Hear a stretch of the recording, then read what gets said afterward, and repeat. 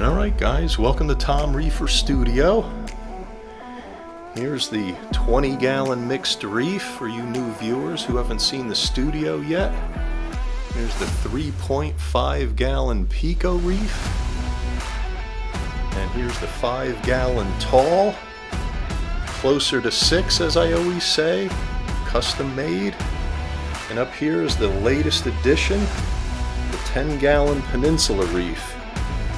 And today, this is the project we're going to do today. See if you can guess what I'm going to make out of that.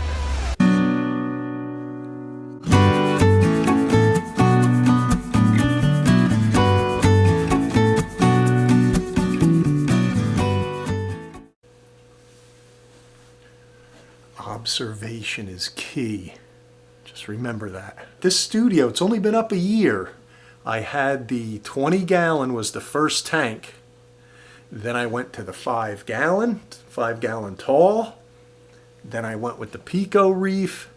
And my last one is this Peninsula reef. So it's been 1 year in evolution.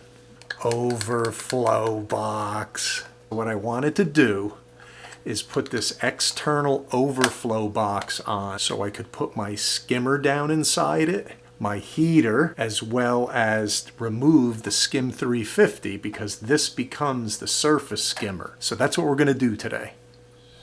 That's good. All right, we're back. All right, today what I wanted to show you guys, I know I'm a little obsessive with it, but there is some reason to my madness. An internal or an external overflow box in a Nano Reef really helps a lot, and I've talked about this before, so I'll say it again because I'm building one. It's great for oxygen exchange. When I look at the tanks that I have those in, for example, your all-in-one tank is an overflow box. It's just large in the back so you can put other things in it. When I built these tanks, the 5-gallon and the PICO reef, they didn't come with any kind of internal overflow or an external overflow. I keep saying to myself, I wish the skimmer and the Skim 350 could just go away. And then finally I said, I'm gonna do it. And here, of course, you got to take a measurement. I wanted it long enough to be able to completely conceal the skimmer down inside it. It'll stick up the way it is now on the top, but it won't be in the tank. It'll be in the overflow box. And I also wanted to put the heater in it, and it's going to have a small, I'm going to use the HYGGER nano pump. So here I'm getting a close as I can measurement for the width of the box. So both the skimmer and a small pump, the HYGGER, will fit inside, and the heater, but that's so thin that I won't really need much on that. I get so hot doing these things. It's because I'm on a mission, guys, you know, a mission to teach you guys. So what I did here, this is 1/8" acrylic plastic, and I just score it and cut it to size.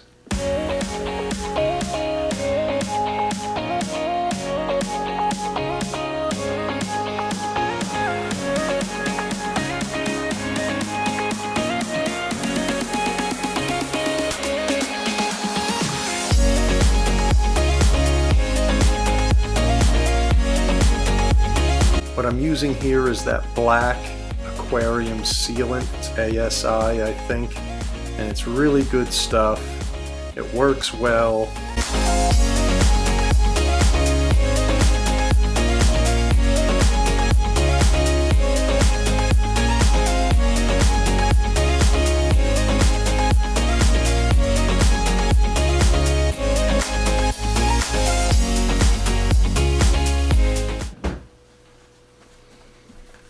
This is called Mr. Stickies.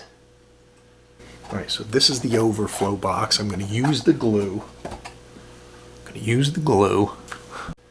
And I did some research on it. It's underwater epoxy glue. I got some really good reviews, so you can use it underwater. Now, I'm not going to be in the water, but I'm going to be around it. So I've never used this, but there's a cool video on it where the guy glues two things underwater and then he hits it with a hammer and bangs it off the ground. So it should work.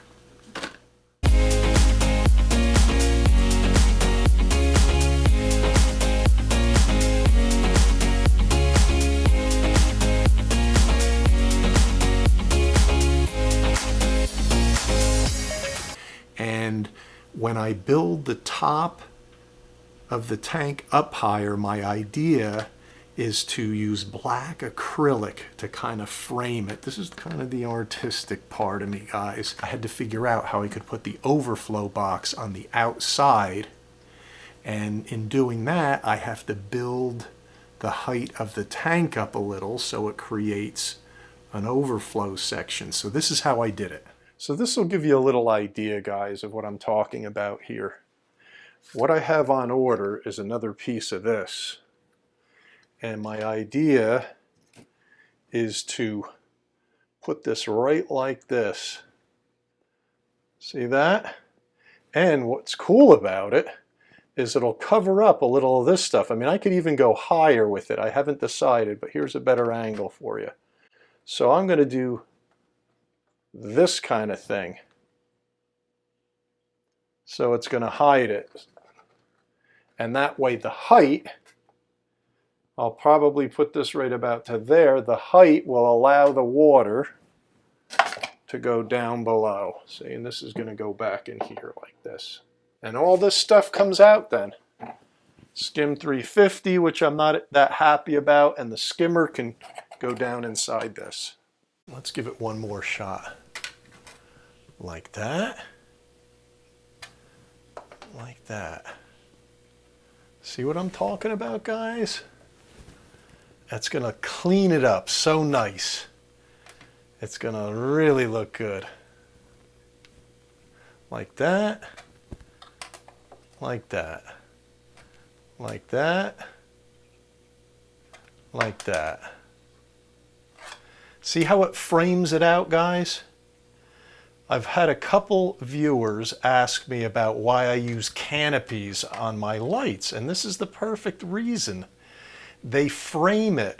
They frame your tank.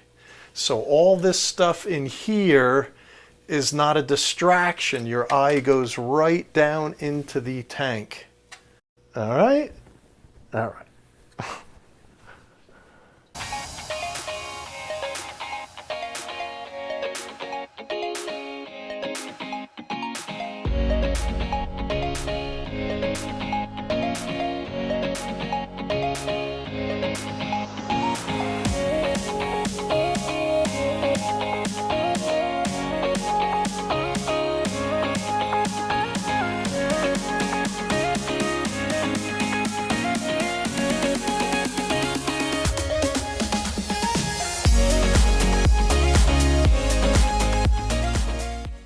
All right, guys, so right now it looks a little like a cluster, you know what.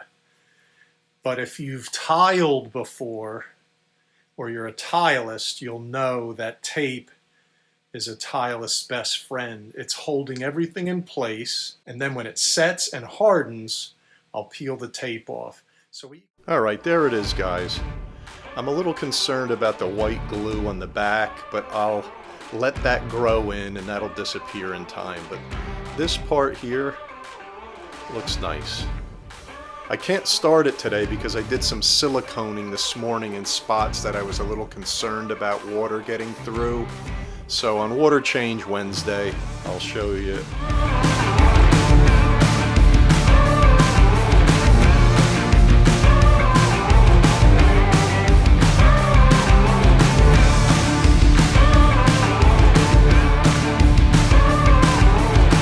That should do it for this one, right?